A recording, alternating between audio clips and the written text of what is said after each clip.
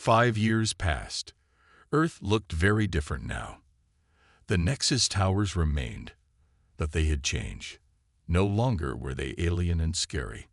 Now they served as homes, schools, and gardens for both humans and a new kind of Nexus. Hannah stood on a balcony high up in what had once been the main tower. Below her, the city bloomed with life. Plants grew on and through the bone-white structures. Children played in parks made from living Nexus material that responded to touch and fought. Still hard to believe, Jin said as he joined her. He was older now, with gray in his hair, but his eyes were bright. 5 years ago, we were fighting for survival. Hannah nodded. The tiny voice in her head, the link to the Nexus mind, hummed with calm happiness. After her connection that day, everything had changed. The Nexus had experienced human emotions for the first time, and it broke their single-minded purpose. Some Nexus had rejected the change and fled Earth, but many stayed and began to learn from humans. They separated into individuals rather than one big mind. They learned to talk, to laugh, and even to love. Dr. Park is asking for you, Jin said. She has news. Soon Park had survived the tower collapse. Though changed by the Nexus, she had been one of the first to embrace individual life again. Now she led the science team that studied the stars. In the lab, Soon greeted Hannah with a smile. Her skin still had a slight glow, but her eyes were human again. We found them, Soon said. The first world the Nexus took over. Their home world. Tai and Yoon looked up from their computers. They had been working with Soon to track the Nexus Empire across space. How far? Hannah asked. 20 light years, Tai answered. And there are other worlds between here and there. Some fighting the Nexus, some already taken. Yoon pointed to a star map. We can reach them with our new ships. The new ships were another miracle of human Nexus cooperation, using the Nexus ability to grow living technology, but guided by human creativity. They had built vessels that could travel faster than light. We should help them, Hannah said. The worlds that are still fighting. Jin frowned. It could be dangerous. The Nexus who left Earth will be waiting. We can't stay here forever, Hannah said. Earth is safe now, but what about all those other worlds? They deserve the same chance we had. They voted and decided. Earth would send ships to the stars, not to conquer, but to offer help and hope to those still under Nexus control. 1 month later, Hannah stood in the first starship. It was beautiful, white like bone, but warm and alive. 10 more ships waited behind it, each filled with human and friendly Nexus crews. Nervous? Jin asked as he checked the ship's controls. A little, Hannah admitted, but excited too. Think about it. We'll be the first humans to see another solar system. The ship hummed to life. As it rose from Earth, Hannah thought about her journey. From finding strange bones in the dirt to flying among stars. From fighting aliens to becoming friends with them.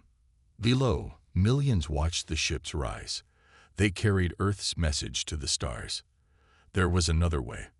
Not conquest, not assimilation, but cooperation. Not an empire built from the bones of the conquered, but a community built on respect and choice. Ready for the jump to light speed? Jin asked. Hannah nodded. Through her mind link, she felt the excited thoughts of their Nexus crew members. They too were going home, but as very different beings than when they left. The stars stretched into lines of light as the ship jumped forward. Hannah didn't know what they would find out there. Maybe more fighting. Maybe new friends. Maybe dangers they couldn't imagine. But she knew one thing for sure. Humanity had faced its greatest test and found strength not in weapons or walls, but in the very things that made them human. Their emotions, their creativity, their willingness to change. They had built an empire not from bones, but from hope. And that made all the difference. Hannah Kim loved digging in the dirt. As a rock scientist, she spent her days in the mountains of North Korea looking for old things. On a cold morning, her team found something strange. It wasn't a normal rock or animal bone. It was huge, bigger than a car, and it was shaped like a ribcage. "What do you think it is?" asked her helper, Sue. Hannah touched the strange object. It felt cold like metal, not like normal bone. And there were marks on it. Not random marks, but careful ones. They looked like star maps and math problems. "This is not from Earth," she said quietly. Sue laughed. "Don't be silly. It's just an old whale or something." But Hannah knew better. She had studied bones for 15 years. This was something new. Back at the lab, Hannah's boss, Dr. Topark, didn't believe her. "Alien bones. That's crazy talk," he said, looking at the pictures. "It's just old bones with weird marks from being in the ground so long." Hannah shook her head. "Then explain why it's made of metal, not calcium, and why the marks look like math." Ty still didn't believe her. But when the age test came back, everyone was shocked. The bones were only 500 years old, but they were made of a metal no one had ever seen before. Soon, Hannah's quiet dig site became very busy. People in white coats and people in army clothes came. They put up fences and big tents. They brought machines and computers. And they all wanted to talk to Hannah. One night, as Hannah was cleaning the strange marks on the bones, a tall man in a black suit came to her tent. He didn't smile. "Dr. Kim, I'm Jin Kang from Defense Intelligence." Hannah knew what that meant. The government was worried. "What can I do for you?" she asked. Jin looked at the bones under the bright lights. "Tell me what we're dealing with here. No stories, no guesses, just facts." Hannah took a deep breath. Fact 1. These are not animal bones. They're made of an unknown metal alloy. Fact 2. The marks are not random. They're math equations and star maps. Fact 3. They're only 500 years old. Jin's face got more serious. "And what do you think this means, Dr. Kim?" Hannah ran her fingers over the strange marks. They seemed to get warmer under her touch. "I think someone left us a message," she said, "or maybe a warning." At that moment, one of Jin's phones rang. He answered, listened, then his face went pale. "We found more," he said to Hannah after hanging up. "In Russia, Brazil, Canada. All the same kind of bones with the same kind of marks." Outside the tent, the night was quiet.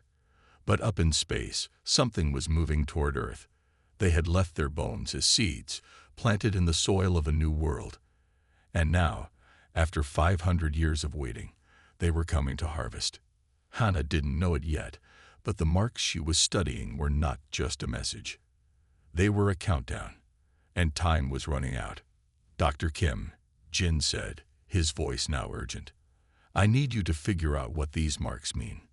Today, the satellite team just picked up something big entering our solar system." Hannah felt cold fear in her stomach. She looked at the ribcage, so alien and yet somehow familiar. "I think," she whispered, "this is a warning." 6 months passed after Hannah found the strange bones. The world had changed. Countries that once fought each other now worked together. They all feared what might come from space. Hannah now worked in a big underground lab. Many smart people from around the world were there too. Even Dr. Topark joined the team, though he still didn't fully believe in aliens. "These marks must mean something," Ta said, pointing to his computer screen. He had made a program to study the bone markings. "They repeat in patterns." Hannah nodded. "Like a language or a code." They worked day and night. Tay's program started to make sense of some markings. They seemed to be star maps and numbers. One night, as Hannah slept at her desk, a loud alarm woke her. People ran through the halls. Jin Kang burst into the room, his face serious. "We got a signal," he said, "from space. It uses the same math patterns as the bone markings." Hannah's heart beat fast. "What does it say?" "We don't know yet," Jin said, "but it's coming from near Neptune. And it's getting stronger." The world leaders met in a hurry. Some wanted to answer the signal. Others said to stay quiet. If we answer, they'll know for sure we're here, Tai argued in the meeting. Maybe they don't know yet. Hana shook her head. They know. The bones were left here on purpose. They'd been watching us all along. Before they could decide what to do, the choice was made for them. Big ships appeared near the moon. They looked like the bones Hana had been studying, white and smooth, but alive somehow. The aliens called themselves the Nexus. They were not one kind of alien, but 12 different kinds joined together.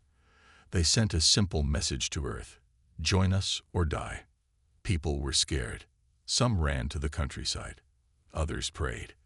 The armies of the world got ready to fight, but no one knew if their weapons would work against the alien ships. In the lab, a young scientist named Yun-Su made an important discovery. He had been studying small pieces of the bones under strong microscopes. Look at this, he said to Hana and Jin. The bone material isn't just metal. It's partly alive. It grows and changes. Jin frowned. What do you mean? Yun showed them videos of the bone samples. Under certain lights, they moved slightly, like breathing. They're ships and these bones. They're the same, Yun explained. They don't build things like we do. They grow them, like plants or animals. That's why they left the bones here, Jin said, his eyes wide with understanding. The bones were not just messages. They were seeds, Hana finished, planted here centuries ago, sending information back to the Nexus all this time. Just then, the ground shook. Outside, the sky turned dark as huge Nexus ships moved over major cities around the world. They're here, Jin said, checking his phone. Reports coming in from everywhere. They're landing. Hana looked at the bone samples. For months, she had studied them, trying to understand their message. Now she realized the truth too late. The bones weren't a warning to us, she whispered. They were a map for them, showing where to find us, how many we are, and how to beat us.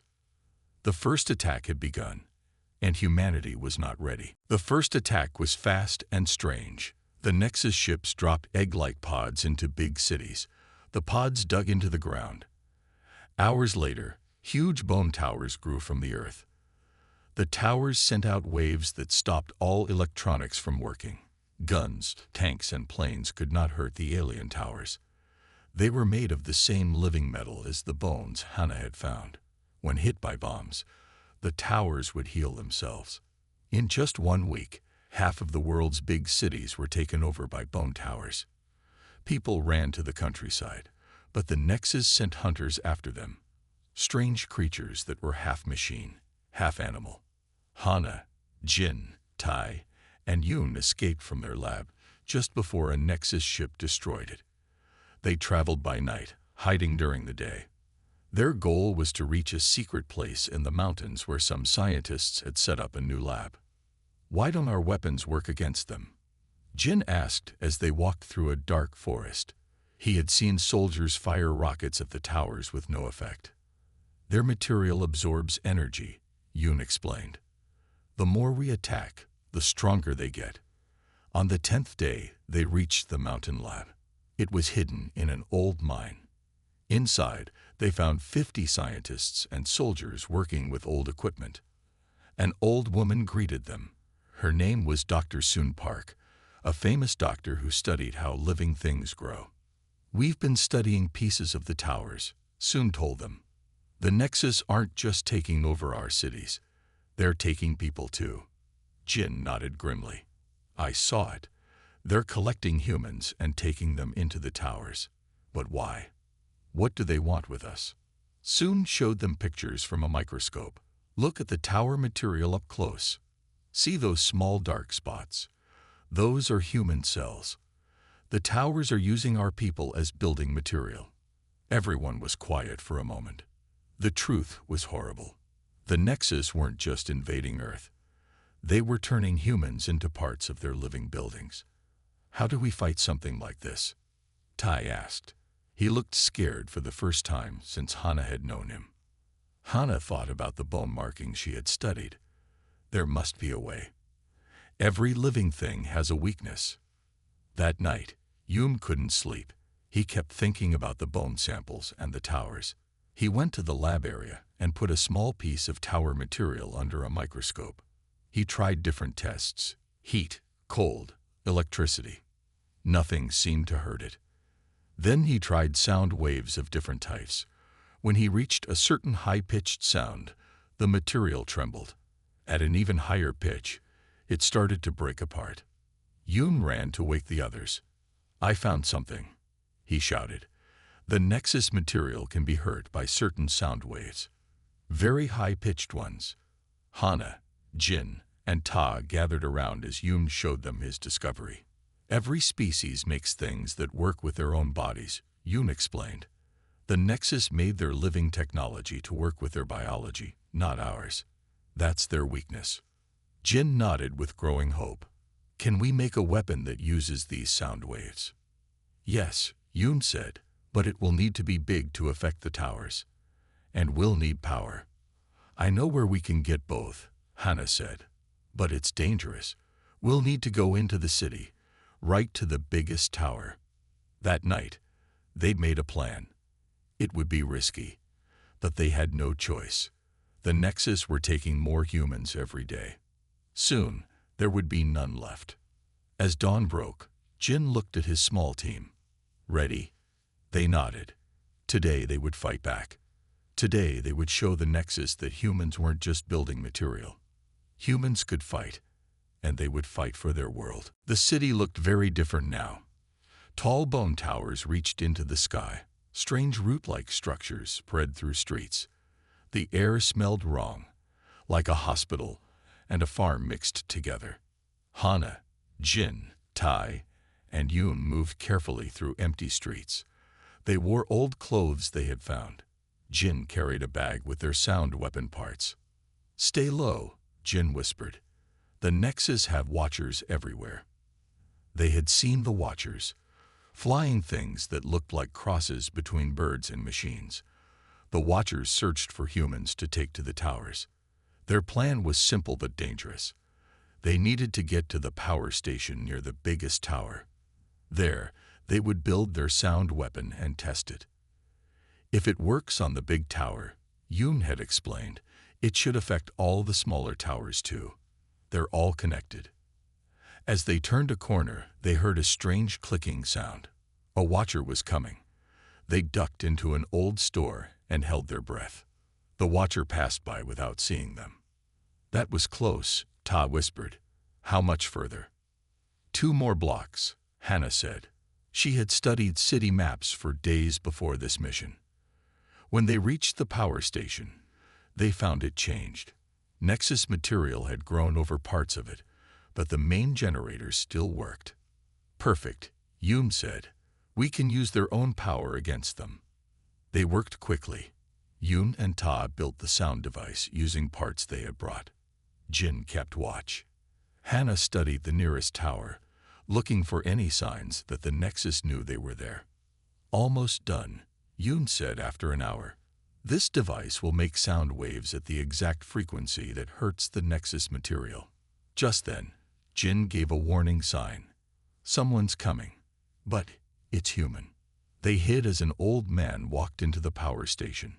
He wore dirty clothes and looked very tired. "I know you're here," the old man said. "I saw you come in. Don't worry, I'm not with them." Slowly, Jin stood up, his gun ready. "Who are you?" "My name is Ho. I worked here before they came. I've been hiding in the tunnels under the city." Ho wasn't alone. He took them to the tunnels where 30 people lived, hiding from the Nexus. They had food and water, stolen from empty stores. "The aliens don't come down here," Ho explained. "Maybe they don't like being underground." Hana told Ho about their plan to use sound against the towers. Ho nodded. "We've noticed something too," he said. "Some of us got sick a few weeks ago. Nothing serious, just coughs and fevers. But we saw Nexus guards get sick too, really sick. 3 of them died." Yoon's eyes got wide. "Earth germs. They have no protection against our diseases. Like when Europeans first met Native Americans," Ta said. "The natives got sick from new germs they had never seen before. Hana thought for a moment. So we have two weapons, sound and germs. Jin looked at their small group. But how do we use these weapons? We're so few, and there's so many. Ho smiled for the first time. We are not few. There are groups like us all over the city, and we have radios that still work underground. Hope grew in Hana's heart. Humans were still fighting. They hadn't given up. That night, they finished the sound device. It wasn't pretty, but Yoon said it would work. They would test it tomorrow on a small tower first. As Hana tried to sleep in the underground room, she thought about how strange life had become. 2 months ago, she was digging up old bones. Now those bones had taken over the world. But tomorrow, humans would fight back. Tomorrow, they would show the Nexus that Earth would not be taken so easily. Morning came, and it was time to test the sound weapon. Hana, Jin, Tai, and Yoon went back to the surface with Ho and 2 other people from the tunnels. The sky was dark gray, even though it was day. The Nexus towers gave off a strange mist that blocked the sun. There, Ho pointed to a small tower about 2 streets away. That one is new. Not many guards. They moved carefully, staying in shadows. Jin led the way, checking around corners. Once they had to hide as a group of Nexus guards walked by. The guards looked almost human, but with white skin and no faces. When they reached the small tower, Yoon set up the sound device. It looked like a big radio with extra parts. He connected it to a car battery they had brought. "Everyone cover your ears," Yoon warned. "This will be very loud for us, but 10 times worse for the Nexus." They all put in earplugs. Yoon turned on the device. Hana couldn't hear anything, but she felt a strange pressure in her head. The air seemed to vibrate. At first, nothing happened to the tower. Then, slowly, cracks appeared in its surface. The cracks grew bigger. Pieces began to fall off. After 5 minutes, the small tower collapsed into a pile of dead white material. "It works," Ta said, his eyes wide. "It really works." But their celebration was cut short. Alarms sounded from other towers. The Nexus knew something was wrong. "We need to go now," Jin said, grabbing the sound device. Back to the tunnels. They ran, but it was too late. A large flying machine appeared above them. It dropped a net that caught Ta. The net pulled him up into the machine before anyone could help him. "No," Hana shouted, but Jin pulled her away. "We can't help him now," Jin said. "We have to save the weapon." They made it back to the tunnels just as more Nexus machines filled the sky. The people in the tunnels were scared when they heard about Ta. "What will they do to him?" someone asked. "They'll question him," Jin said.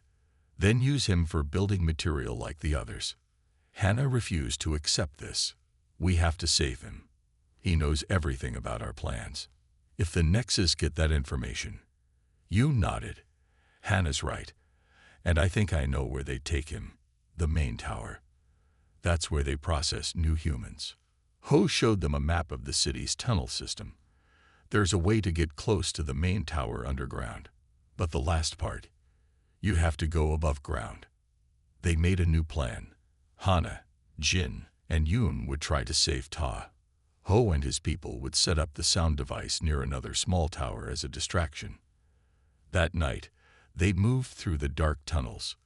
The walls were wet and cold. Sometimes they heard strange sounds above them.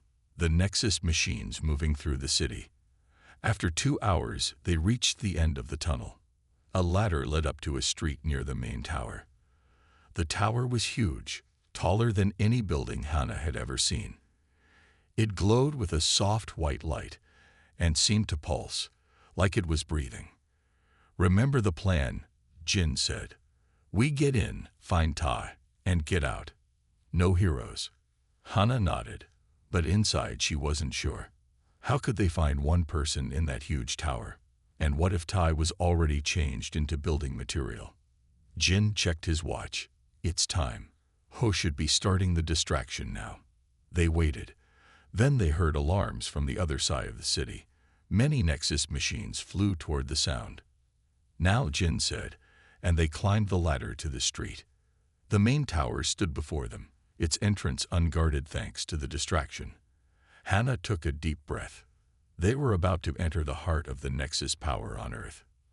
"Let's go," she said, and they walked toward the glowing white doorway. Inside the main tower, everything glowed with soft white light.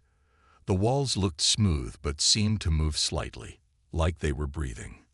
The air felt thick and warm. "Stay close," Jin whispered. "And don't touch anything." They walked through wide halls. Strange sounds came from deeper inside the tower, humming and soft clicking noises. They saw no Nexus guards, but felt like they were being watched. Where would they keep new humans? Hannah asked. Yoon pointed to marks on the walls. These look like the marks on the original bones. Maybe they're directions. They followed the marks, going deeper into the tower. After many turns, they found a large round room. In the middle was a pool of silvery liquid. Around the pool were clear pods hanging from the ceiling. Each pod held a person. "Look," Hannah pointed. "There's Ta." Ta was in a pod near the back. He looked asleep. His pod was connected to the ceiling by a tube that pulsed with light. They ran to his pod. Jin tried to open it but couldn't find any handle or button. "Stand back," he said, pulling out a knife. He stabbed the side of the pod. Clear liquid spilled out, and the pod split open. Ta fell out, wet and confused. "Whoa, what? Where am I?" Ta mumbled as they helped him up. "We're rescuing you," Hannah said. "Can you walk?" Ta nodded slowly. "Yes, I think so." "But why are you here?" "It's too dangerous." "We couldn't leave you," Yoon said. "You're part of our team." As they turned to leave, a voice spoke from behind them. "I knew you would come." They spun around. Dr. Soon Park stood there, but she looked different. Her eyes glowed with white light, and her skin had a strange sheen. "Dr. Park, what are you doing here?" Hannah asked, confused. "I've been here all along," Soon said, her voice strange and flat. "Before your team even found the first bones." Jin raised his gun. "You're working with the Nexus." Soon smiled. "Not working with them. I am them. I was the first human to join with the Nexus, to evolve beyond my limited form." Hannah couldn't believe it. "You betray humanity." "Why?" "Betrayal." Soon laughed. "I saved us. The Nexus don't destroy species. They improve them, make them part of something greater." Soon walked closer. Her movements were too smooth, not human anymore. "I led you to discover the bones. I made sure your research went the right way." Soon said. "The Nexus have watched Earth for centuries. They saw our wars, our pollution, our hate. They offer a better way. By turning us into building material," Jin growled. "By making us perfect," Soon answered. "No more hunger, no more disease, no more death. Just endless growth and learning as part of the collective." Yoon stepped forward. "You tricked us." The sound weapon. "A small sacrifice," Soon shrugged. "A few small towers lost to gain your trust. To bring you here." Suddenly, the walls moved. Nexus guards emerged from what had looked like solid wall. They were surrounded. "Join us willingly," Soon offered. "Your knowledge, your skills. The Nexus values them. You can keep your memories, your personalities. Just become more." Hannah looked at her friends. Jin was ready to fight. Ta still seemed confused. Yoon looked scared but determined. "And if we say no?" Hannah asked. Soon's face hardened. "Then you join anyway, but as raw material only. Your memories and minds will be lost." Jin raised his gun higher. "We'll take our chances." Suddenly, Todd pushed Jin's arm down. "Wait, maybe we should listen to her." Hannah was shocked. "What are you saying?" "While I was in the pod, I saw things," Ta said, his eyes wide. "The Nexus shared their knowledge with me. They've built amazing things across thousands of worlds." Soon smiled. Yes. And now, Earth will be part of that greatness.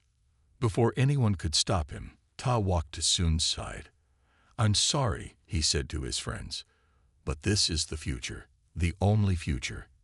Hannah felt her world crumble. Now they had lost both Dr. Park and Ta. The Nexus guards moved closer, and Hannah knew they had walked right into a trap. The Nexus guards moved closer to Hannah, Jin, and Yoon. There seemed to be no way out. Take them to processing, Soon ordered, but keep their brains intact. Their knowledge is valuable. As the guards reached for them, a loud boom shook the tower. Then another. The walls trembled. What's happening? Soon demanded, her glowing eyes wide. A guard made clicking sounds. Soon hissed with anger. Impossible. The small sound device couldn't hurt the main tower. Jin smiled. Who said we only made one device? Outside, Ho and the tunnel people had set up 3 sound devices around the main tower. The sound waves were much stronger than the test.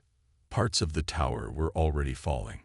Inside, the guards were confused.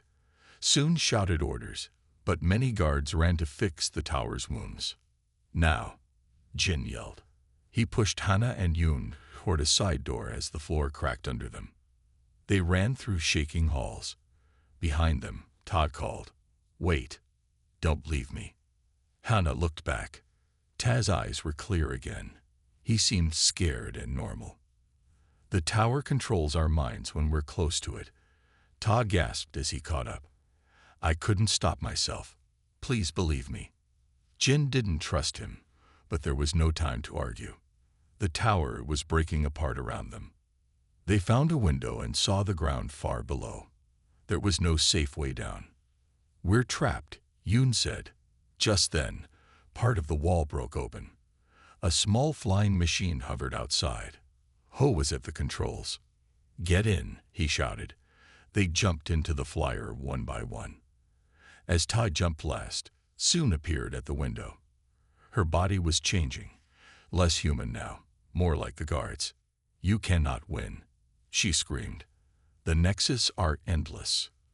The flyer zoomed away as the top of the tower collapsed. Ho flew them back to the tunnels where people cheered. The main tower was badly damaged, but not destroyed. The sound waves hurt it, but the tower is too big to kill with our small devices, Yoon explained. Jin paced back and forth. At least we know it works. We just need more power, bigger devices. Tai sat alone, ashamed. Hannah joined him. Was it real? She asked. What you saw about the Nexus? Ta nodded slowly. They've taken thousands of worlds. But they're not evil in the way we think. They truly believe they're making the universe better by joining all life together. But without choice, Hannah said. That's not better. That night, as others slept, Yoon woke Hannah with excitement. I've been thinking about Soon, he whispered. She said she was the first human to join the Nexus. What if that's their weakness? What do you mean? Hannah asked. The Nexus adapt by absorbing new species, Yoon explained. They take our bodies and our minds. But what if our minds can change them too? Jin joined them, unable to sleep. Go on. Soon started to look and act like them. But what if the change goes both ways? What if the Nexus are becoming a little human too? Ta sat up. That's it. When I was connected to their mind, I felt confusion. New emotions. Things they never felt before meeting humans. So how does that help us? Jin asked. Hannah thought hard. The sound device targets their biology. But what if we could target their mind instead? Send a signal that overloads them with human thoughts. Yoon's eyes lit up. Human minds are chaotic, full of contradictions. The Nexus think as one perfect unit. Our chaos might be poison to their order. A plan began to form. They would build a new device, one that would send human brainwave patterns into the Nexus network. It was a wild idea, but they had nothing to lose. As dawn broke, news came from other cities. The Nexus were acting strange, fighting each other in some places, stopping construction in others. Something was changing. maybe, just maybe, humanity had a chance. 1 month passed. In a hidden lab deep in the mountains, Hana, Jin, Tai, and Yoon worked without rest. They built a new kind of device, a mind transmitter. It will send human thoughts directly into the Nexus network. Yoon explained to the leaders of other human groups who had come to see their work. The device looked simple, a metal helmet connected to a large box full of wires and parts. But making it work was hard. They needed someone to wear the helmet and share their thoughts. The person who does this will be in great danger, Todd warned. The Nexus will fight back. They might try to take over your mind, like they did to me. No one stepped forward. Then Hana spoke. I'll do it, she said. I was the first to find the bones. I should be the one to end this. Jin shook his head. No, it's too dangerous. We have no choice, Hana said. And I understand the Nexus better than anyone. I studied them from the beginning. They couldn't argue with her. That night, Jin found Hana sitting alone, looking at the stars. Are you scared? He asked. Yes, she admitted, but also curious. To touch an alien mind, to see what they see. Jin sat beside her. Just don't forget to come back to us. The next day, they took the device to a small Nexus tower that was still standing. The plan was simple but dangerous. Hana would connect to this tower using the mind device. Her thoughts would go into the Nexus network and spread to all towers worldwide. Ready? Yoon asked as he put the helmet on Hana's head. She nodded. Do it. Yoon turned on the machine. At first, nothing happened. Then Hana gasped. Her eyes opened wide, then closed. Her body went stiff. Inside her mind, Hana found herself in a vast space filled with light. Countless voices spoke at once. Images flashed by. Strange worlds, strange beings, endless growth and building. Human, the voice said. It was soon, but not just soon. It was soon and thousands of others speaking together. Why do you fight us? We offer perfection. We don't want perfection, Hana thought back. We want choice, freedom. To be human means to choose our own path, even if it's messy. Inefficient, wasteful, painful, the voice answered. Yes, Hana agreed, but also beautiful, full of love and art and dreams that are ours alone. She sent them her memories, playing as a child, her first kiss, the joy of discovery, the pain of loss, the comfort of friends. She sent them music and poetry and laughter. She sent them what it meant to be human. Outside, Jin watched in fear as Hana sat unmoving for hours. The tower began to pulse with strange light. Other towers in the distance glowed too. What's happening? He asked. Tai checked the readings on their equipment. Her brain waves are spreading through their network, but something's coming back too. Suddenly, Hana's eyes opened. They glowed with white light like Soon's had. Jin reached for his gun. Wait, Yoon said, holding Jin's arm. Look. Hana wasn't changing like Soon had. She looked human, but her eyes held something new. A deep understanding. The Nexus, she whispered. I can feel them. All of them. They're confused. Our emotions, our chaos. They've never felt anything like it. Around the world, the Nexus towers stopped growing. Some began to shrink. The guards stood still, as if waiting for orders that never came. What did you do? Jin asked in wonder. I showed them what they've been missing, Hana said. By trying to make everything perfect, they lost the beauty of being imperfect. Ta looked at his readings in shock. The entire Nexus network is changing. It's like they're waking up. A new age was beginning. Not the end of humanity, but something no one could have predicted. The Nexus were learning to be a little more human, and humans would learn from them too. Hana smiled as the helmet came off. The connection remained, a tiny voice in her mind, millions of beings trying to understand what it meant to be truly alive. We did it, she said, not by destroying them, but by changing them. by showing them there's more than one way to build an empire.